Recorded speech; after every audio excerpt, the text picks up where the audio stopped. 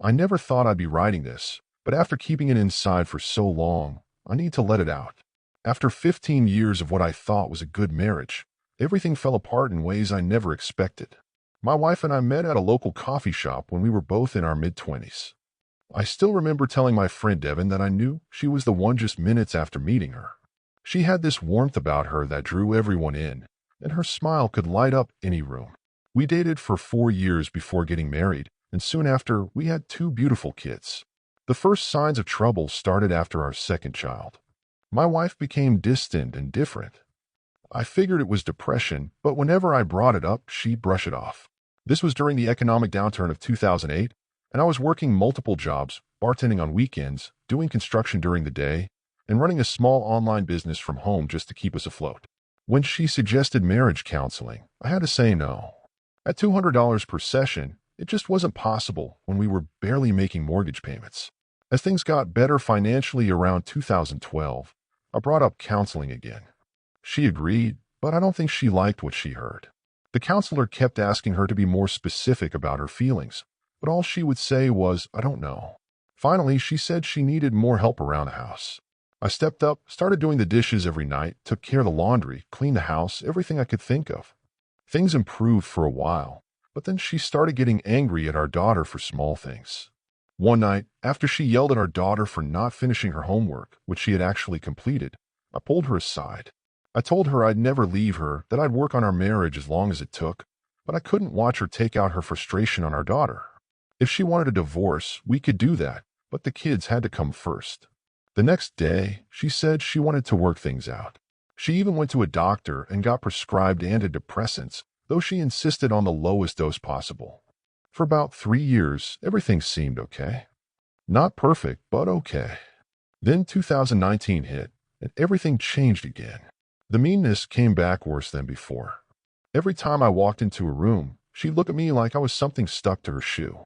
When she spoke to me, her voice was full of disgust. Even though I had plenty of opportunities to cheat while working as a bartender, I never did. My sister Raven once told me she assumed I must have been seeing someone else since my wife was so cold to me, but I couldn't do that. That's just not who I am. Last summer, we were at a hotel after attending my cousin's wedding. I thought maybe we could reconnect, but instead, she looked me straight in the eye and said, "I don't want you. I think we should get divorced." We agreed to wait until after the holidays to tell the kids. That night, I lay in bed for hours, crying silently while she slept peacefully next to me. I thought that was the worst pain I'd ever feel. I was wrong. A week later, my daughter had a volleyball tournament celebration. My wife said she'd be home by 10, but when she wasn't back by midnight, I checked our family tracking app. She was at Ruby's Bar and Grill. The place closes at 11, but she stayed until 1 a.m. When I asked her later, she said she went somewhere with the team parents, never mentioning Ruby's. 2 days after that, she suddenly told me her work required her to password protect her phone because of confidential emails. After 15 years of marriage, you know when something's off.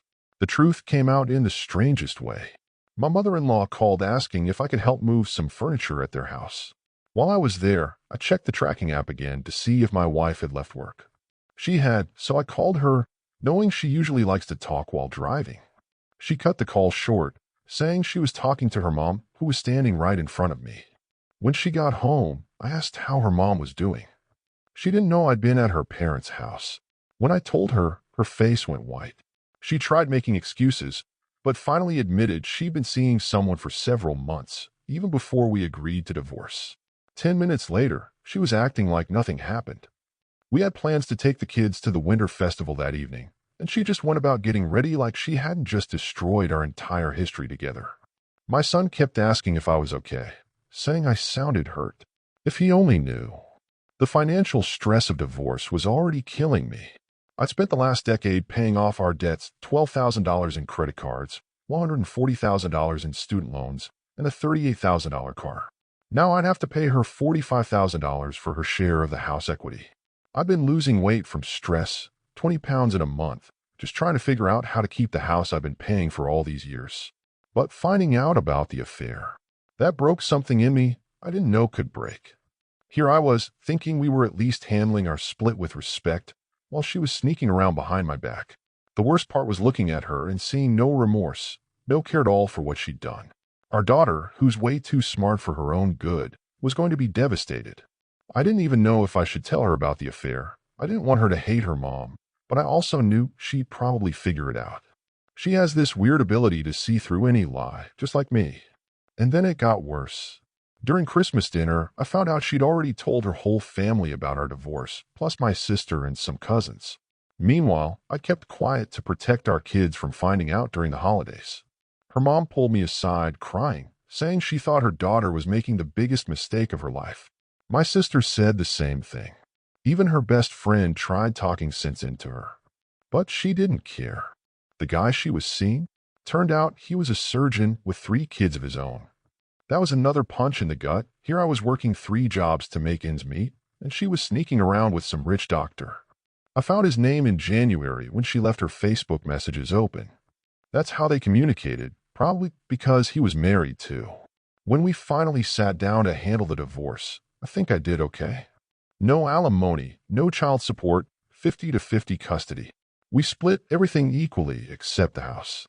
She walked away with $40,000 in equity, a perfect credit score, and 0 debt, all thanks to years of me managing our finances. She did owe her dad $110,000, but that was her problem now. Telling the kids was the hardest part. Before we did, I told her I wouldn't lie if they asked direct questions, but I wouldn't volunteer information about her affair either. She agreed, but our daughter, she's 14 and too smart for her own good, she saw right through everything. The moment we sat them down, before we even said anything, she asked if we were getting divorced. When my wife said, "We both want this," our daughter exploded. "That's bull. Dad would never want this. Look at him, he's crying. I've never seen him cry in my life."